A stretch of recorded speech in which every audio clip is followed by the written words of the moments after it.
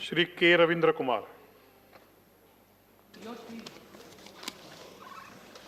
Sir, thank you, Deputy Chairman, sir, for giving me this opportunity to speak on the finance bill. Sir, I come from Andhra Pradesh.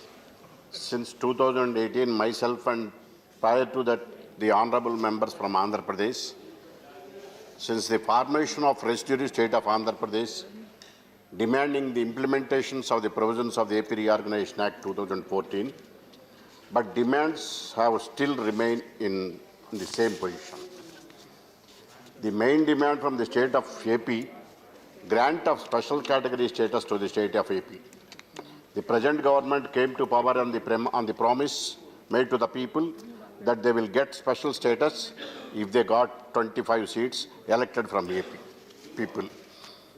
And accordingly, they got 22 seats out of 25. Nothing has happened so far for the reasons best known to them. The Honorable Chief Minister, now they are forgotten this demand.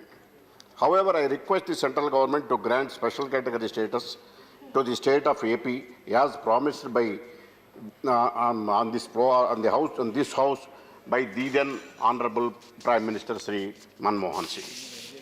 After bifurcation, the AP government decided to construct a capital of Amaravati with the consent of all walks of people, including the present Honorable Chief Minister. The Honorable Prime Minister laid a foundation and released 1,500 crores for the construction of Amaravati capital. As per Section 94 of AP Reorganization Act, the central government is supposed to provide funds to all infrastructure, including the construction of capital. But subsequently, no funds have been allocated for the construction of Amaravati. But in the meanwhile, unfortunately, the Honorable Chief Minister has brought three capitals concept. Due to that, the state became a capitalless at the present juncture, and the state abandoned Amaravati, though the then government invested huge public funds, about 10,000 crores. The farmers of that area, Amaravati area, from 29 villages, about 24,000 farmers voluntarily gave lands under land pooling system for the purpose of constructing a capital. Due to the decision taken by the present government, they have conducting the agitations for the last about 440 days. Neither the state government nor the central government pay any attention to resolve their demand and to attend the problems of the farmers. And most of the farmers are ladies. I request the honorable member, request the honorable minister to look into this matter and do justice the people of AP in general and particularly in Amaravati in particular. This is the first step in the capital under land pooling system. That's it, sir. This is a part of budget, Mr. Honorable Member. You know that. It is a part of budget. The funds have not been allocated. You must be aware of it. Because you have forgotten everything, that's why it doesn't mean that, no, don't interfere. You have did your job and you have spoiled the entire state of Andhra Pradesh. Now you are coming with a version, you are supporting that. Yes, sir. In addition to the above problems, please, the central government has created another major problem by declaring to privatize the important PSU Vizag steel plant. After 8 years prolonged agitation, the Visakhapatnam Hukku Andhra Hakku, which means the Visakhapatnam steel plant is the right of Andhra Pradesh. About 32 people sacrificed their lives and around 22,000 farmers have given their lands for the establishment of this plant. If the government allocates capital mines and converts the loan into an equity, then automatically the Vizag steel plant will come into profits. Now, I request the Honorable Minister to look into this issue.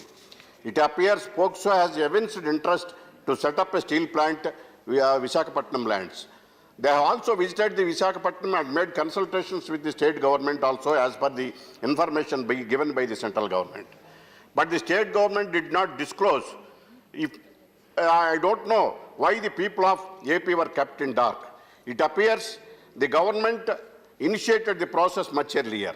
Now the state government is shedding crocodile tears about the proposal of proposal as if they do not know anything, but it is reported that the state government has got no knowledge about the... And Polavaram, I got time, sir. Please, 5 minutes. Sir, there are 10 minutes ago. Yes. Please, conclude. As far as the Polavaram project is a national project, the then government has completed construction about 77%, but the present government abruptly stopped it on the ground of reverse tendering. Due to that, there is a huge price escalation. Apart from that, the central government has taken a decision to reduce the project price. And the estimated already estimation for Polavaram projects 55,050 crores was already approved by the technical committee. Due to the non-persuasion of the state government, it's kept aside and there is no progress. There are several other problems with regard to the educational institutions, etc. No allocations made in the budget. Finally, our state government is not in a position to demand the central government for any funds or anything, though they have got one-side mandate from the people of AP. But the misfortune, the government of AP abandoned all issues since they are busy with otherwise to fulfill their financial needs.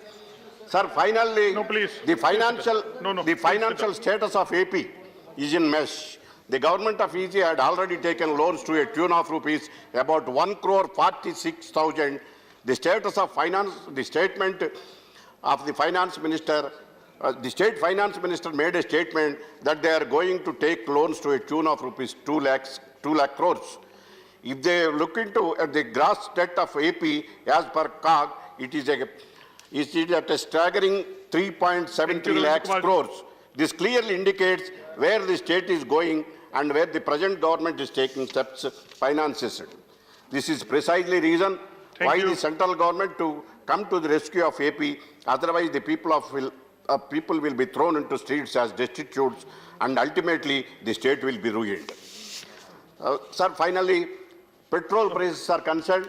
It is very. Please, sir. Think. Petrol prices, huge petrol prices in our state and in all other states. More than 2.3 rupees extra is collected, and the state, either the state or the central has to reduce the tax, or the petrol and diesel prices have to be bring into purview of the GST. Thank you.